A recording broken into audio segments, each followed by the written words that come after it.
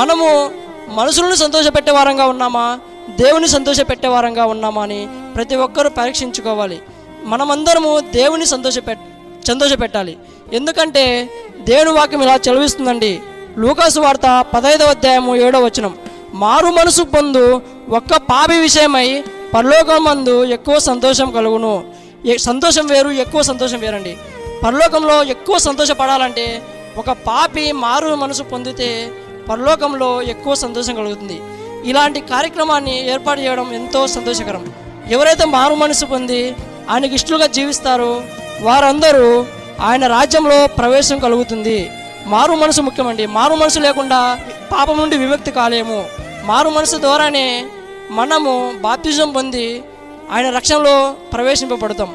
కాబట్టి ప్రతి ఒక్కరూ దేవుని సంతోషపెట్టే వారంగా ఉన్నామా, మనుషులు మాత్రమే సంతోషపెట్టే వారంగా ఉన్నామా పరీక్షించుకోవాలి.